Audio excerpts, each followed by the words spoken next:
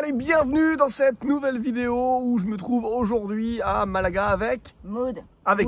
Women Invest. On peut dire les deux, c'est autorisé. Aujourd'hui, on se retrouve donc sur cette vidéo pour vous parler des conditions d'investissement, investissement dans l'immobilier. Est-ce qu'on peut toujours investir avec de l'apport, sans apport? Est-ce que c'est obligatoire? Est-ce que c'est nécessaire? Est-ce que c'est conseillé? Comment on fait pour s'y prendre? Comment on fait pour avoir de l'apport dans l'immobilier?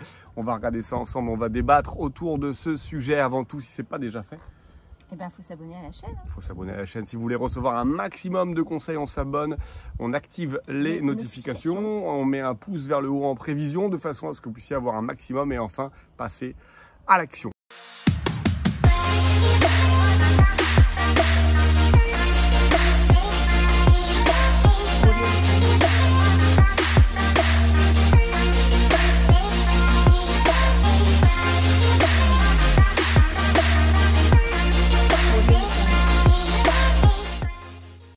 Allez, on commence ni plus ni moins dans le vif du sujet avec cette question qui revient assez régulièrement, à savoir, je voudrais investir dans l'immobilier.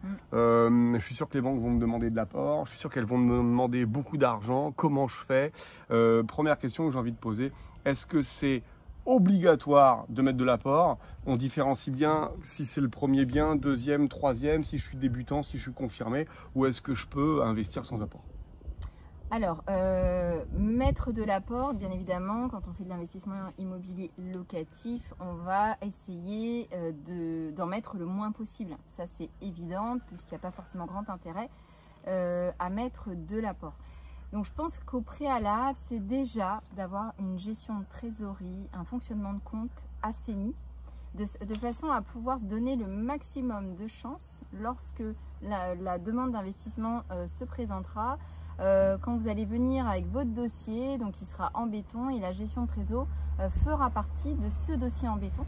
Pourquoi? Tout simplement, c'est déjà pour rassurer la banque, pour montrer que vous avez une très bonne gestion de la trésor, que vous mettez un petit peu d'argent de côté, ça c'est important, qu'on évite tout ce qui est gestion de débiteurs, tout ce qui est ATD, tout ce qui est paiement d'amende, bon ça peut arriver bien évidemment, mais on évitera, tout ce qui est jeu d'argent, etc.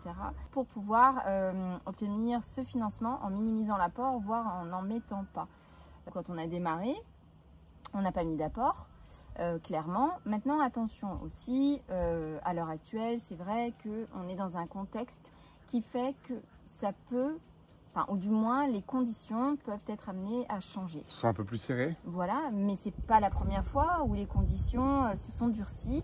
Il faut savoir s'adapter aussi.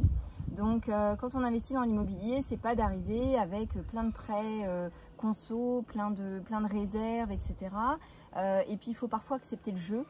Bien évidemment, nous, les derniers investissements, il a fallu qu'on mette de l'apport. On a trouvé ça plus ou moins normal. On a essayé de minimiser ce qui fut le cas.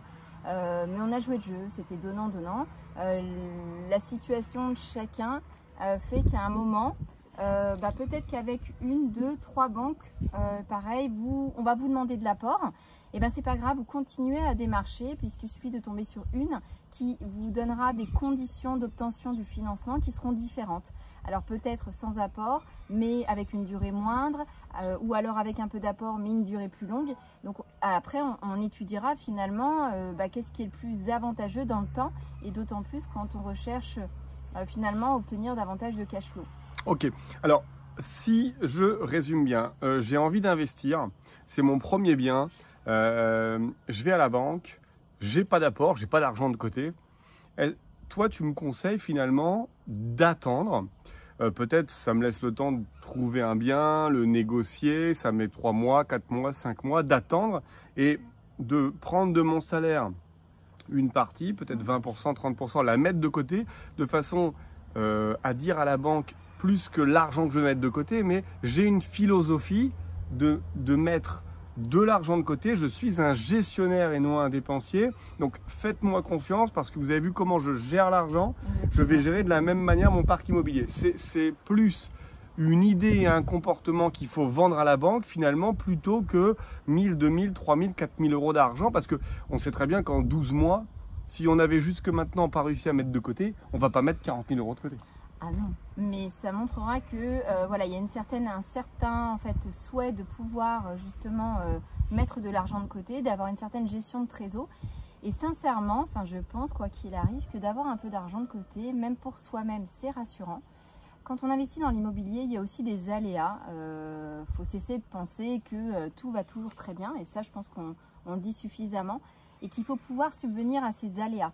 Donc ça passera forcément par avoir mis de l'argent de côté. Bien évidemment, quand on achète dans l'immobilier de notre manière, on recherche du cash flow. Donc dans la logique des choses, quand on investit, après toutes les charges, après tous les remboursements que l'on peut avoir, quels qu'ils soient, il nous reste encore de l'argent. Donc cet argent-là va à la fois servir finalement à gonfler un petit peu le compte des trésoreries qui correspond à cet investissement, mais également à pouvoir retirer sur ce fameux compte pour pouvoir subvenir à nos propres besoins personnels. Et puis même, après, ça vous permettra de rebondir également pour d'autres investissements, parce qu'après, vous investissez une fois, j'imagine que derrière, vous allez vouloir réinvestir. Donc finalement, toute cette épargne que vous allez vous constituer au fur et à mesure du temps, ça vous permettra de rebondir et de pouvoir investir de nouveau et de rassurer de nouveau la banque. Alors, moi j'ai une question très importante que je veux te poser. Je suis jeune, imaginons j'ai 20 ans, j'ai pas d'argent de côté, je veux investir dans l'immobilier et je vois qu'il y a sur Internet, dans des banques, des possibilités de pouvoir emprunter de l'argent. On parle de 5 000 euros, 10 000, 15 000, 20 000. Des prêts à la consommation, c'est des prêts pour acheter une voiture, pour faire des travaux ou même des réserves d'argent. Bon, 1%, 2%, 3%. J'ai pas d'argent. J'ai envie d'acheter un immeuble. Il vaut 300 000 euros. Pourquoi j'irais pas emprunter 30 000 euros que je rembourse sur 5 ans et ça va me donner finalement un apport qui me permet de pouvoir réussir à investir dans un immeuble. Est-ce que l'idée te choque? Est-ce qu'elle te dérange? Est-ce que tu es contre ou est-ce qu'au contraire, tu es complètement pour? On dit merci pour la question. On met les petits pouces bleus en bas. On dit merci pour la question. Écoute, moi je serais pas forcément favorable. D'accord. Je pense que quand une femme dit je suis pas forcément pour, ça veut dire qu'elle est complètement contre. Hein. Je vous le dis tout de suite si vous n'êtes pas au courant. Après, c'est compliqué de répondre comme ça. Moi, j'ai besoin d'en connaître davantage sur la personne, sur le patrimoine, sur sa situation personnelle avant de pouvoir statuer sur une réponse aussi directe. Ce qui pourrait te déranger et choquer, c'est le comportement de dire j'ai pas d'argent de côté, j'investis à 300 000. Comment on fait? C'est quoi le pas cohérent. À un moment, quand on investit dans l'immobilier, il faut savoir y aller progressivement, ne pas vouloir trop gros tout de suite, parce que de toute façon, on peut être bloqué. Et ça peut aussi, si on ne sait pas bien gérer, avoir des conséquences désastreuses pour l'avenir. Donc moi, ma façon plutôt de penser, c'est plutôt d'y aller progressivement et de façon adaptée par rapport à sa situation personnelle. De vouloir, par exemple, quand on n'a pas d'argent de côté et de vouloir investir des gros montants et que derrière, il faut faire un prêt personnel de 30 000 euros, ce qui est quand même pas négligeable. Enfin, 30 000 euros, c'est quand même un prêt personnel assez conséquent, d'autant plus quand on n'a pas d'argent de côté, qu'on est jeune et qu'on veut démarrer dans l'investissement. Alors ce sera sans doute pas le discours de tout le monde. Moi, je pense qu'il faut attendre. Ou alors, il faut être plus objectif, peut-être diviser par 2 cet investissement. Trouver la banque qui fera confiance de façon à minimiser l'apport, qui ait une cohérence vraiment avec la situation personnelle. Forcément, ça donne envie quand on voit plein d'investisseurs qui investissent beaucoup et finalement qui génèrent beaucoup de cash flow ou autre, mais la plupart sont partis de rien, donc ils ont commencé par le commencement, et c'est-à-dire par petit. Il y a des fois, ils se sont aussi cassés la gueule pour pouvoir apprendre, rebondir, et ils sont repartis et ils ont grossi au fur et à mesure du temps. Il faut savoir s'adapter aussi à la situation des marchés, à la situation immobilière du moment, réadapter aussi les investissements. L'idée, c'est de ne pas griller les étapes, parce que là, plus ça serait, on dit toujours reculer pour mieux sauter, là, ce serait plutôt avancer pour tomber. Voilà, et puis 30 000 euros en prêt personnel, on est sur des durées plus courtes, il faut quand même les rembourser.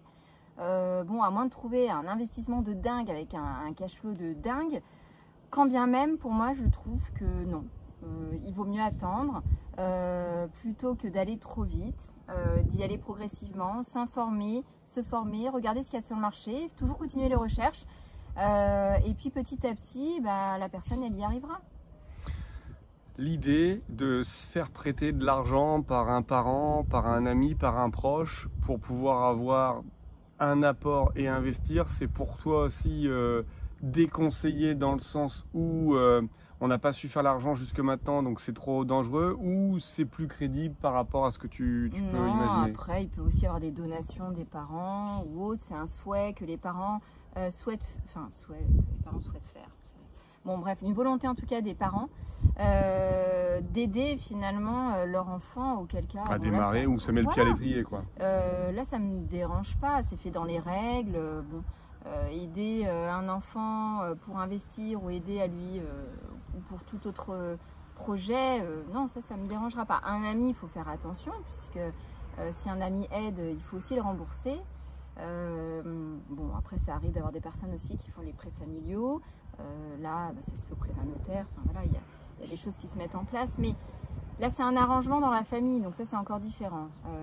Voilà. J'ai une dernière question. On m'a demandé de l'apport pour un projet. C'est-à-dire que je veux acheter un immeuble à 200 000 euros. On m'a demandé 20 000 euros d'apport, je ne les ai pas. Je décide de créer une SCI avec ma femme. Et du coup, comme c'est une SCI, je suis persuadé que la banque ne me demandera pas d'apport. Est-ce que c'est une réalité? Est-ce qu'une banque va réagir différemment si je suis gérant d'une SCI, ou est-ce qu'elle juge le projet en lui-même, et que ce soit en nom propre ou en SCI, ça ne changera pas la donne? Pour moi, c'est vraiment du cas par cas. Clairement, c'est sûr que si tu investis seul... T'as vu, je te pose des questions. Sympa. Sympa. Hein. Si tu investis seul, qu'on te demande 20 000 euros à la base, bon, il y a peut-être une raison. Ça dépend, c'est du cas par cas. Ça dépend aussi de la politique de la banque au moment où tu vas faire ta demande de financement. Encore une fois, cette banque-là te demande 20 000, il y en a peut-être une autre qui t'en demandera 10 et l'autre qui t'en demandera pas. Par contre, il y en a une qui te proposera peut-être du 25 ans et l'autre du 15 ans. Enfin voilà, donc c'est encore une fois, il faudra étudier. Du 2,5% et du 1,25. Voilà, encore que pour du locatif, entre guillemets, le taux, on s'en fout un peu. Les taux sont bas aujourd'hui, que tu es du 1,5, du 1,6, de toute façon. Pourvu que tu aies le projet, quoi. Voilà, on n'est pas sur la recherche d'une résidence principale ou d'une résidence secondaire, ou auquel cas, forcément, le taux peut avoir du sens, puisque là, il n'y a rien à déduire. Voilà. Après, dans une SCI, de toute façon, on est minimum 2. Donc forcément, l'étude va être différente, puisque là, on va étudier 2 personnes.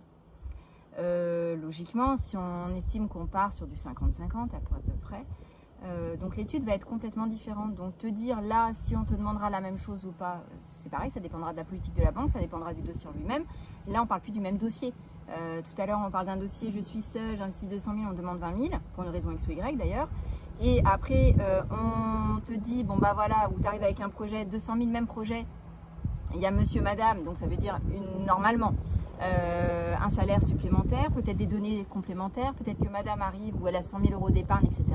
Donc ça peut être aussi... Ça change le projet, ça change le dossier. Exactement. Et donc du coup, ces 100 000 euros, après c'est dans la négo, ça peut être aussi ces 100 000 euros, je vous en rapatrie une partie, on les place, mais je ne mets pas d'apport. Enfin voilà, tout après peut être force de négociation, donc ce ne sera pas le même projet. Donc là, te dire, je sais pas, ça dépendra vraiment du projet en lui-même. C'est effectivement du cas par cas, mais dans la question, c'était surtout de bien expliquer que ce n'est pas parce qu'on investit en institut personnel, c'est-à-dire en personne seule, en personne physique, ou qu'on investisse en personne morale à l'intérieur d'une SCI, que l'apport sera sous condition. Il est bien clair, comme le disait Maud, que finalement l'apport est négociable et que l'interlocuteur fera la différence entre le fait que vous ayez besoin de mettre un apport ou non. C'est votre interlocuteur dans la banque qui sera en mesure de vous dire si oui ou non, par rapport à votre projet, il a besoin d'un apport. Sachez que certaines banques demandent souvent un apport uniquement pour se rassurer. C'est pas parce que vous apportez 10 000 euros sur un projet à 500 000 euros que la banque va avoir toutes les sécurités sur le projet. Clairement. Par contre, le fait que vous mettiez de l'argent personnel, c'est le geste plus que la valeur, fait que vous-même, vous croyez en votre projet et du coup, vous êtes rassurant pour la banque. C'est uniquement ce phénomène-là. Donc, à vous d'apporter les garanties suffisantes au-delà de l'aspect pécunier pour pouvoir passer. On peut faire le parallèle rapidement avec le séquestre quand on est chez un notaire, on achète à un propriétaire, on arrive chez le notaire, pour bloquer le bien, on verse une somme d'argent qu'on met sur le compte qui est séquestré chez le notaire. On ne verse pas l'argent au propriétaire, on ne l'a plus nous, il est entre les deux. Et s'il y a une faute de votre part, c'est-à-dire que si vous avez votre prêt bancaire, par exemple, si c'était la condition, et que le projet ne va pas au bout, alors le propriétaire vendeur pourrait demander à ce que la somme séquestrée lui soit versée. Et bien pour ne pas payer ce séquestre, on vous demandera également d'être stratagème, de trouver un argument qui confirme le fait que vous ne soyez pas obligé de le verser. D'ailleurs, régulièrement, à chaque fois qu'on signe un compromis, on nous le met systématiquement, même sans l'évoquer. Bien évidemment, nous on demande toujours les projets de façon à lire les conditions, voir s'il n'y a pas d'erreur. Et la plupart du temps, donc on en fait part au notaire, notre notaire a l'habitude, de façon qu'il puisse s'enlever, et d'autant plus qu'après il y a la condition suspensive de l'obtention du prêt. En tout cas, pour revenir finalement sur apport ou non, il va falloir utiliser les forces et savoir quelles sont vos forces justement à présenter votre dossier de financement. Ça, c'est important. On a tous des forces, donc il faut savoir appuyer dessus, le développer, bien évidemment minimiser là où vous avez des lacunes ou des choses qui pourraient amener à problématique, et forcément en utilisant ces forces vous y arriverez, ça c'est évident, mais encore faut-il bien les développer et bien insister dessus. Exactement, on espère que cette vidéo en tout cas vous aura aiguillé, donné envie, appris des choses. Si c'est le cas, on vous laisse vous abonner à la chaîne si ce n'est pas déjà fait, et on vous dit à très vite pour de nouvelles vidéos. À très vite, ciao ciao. Ciao ciao.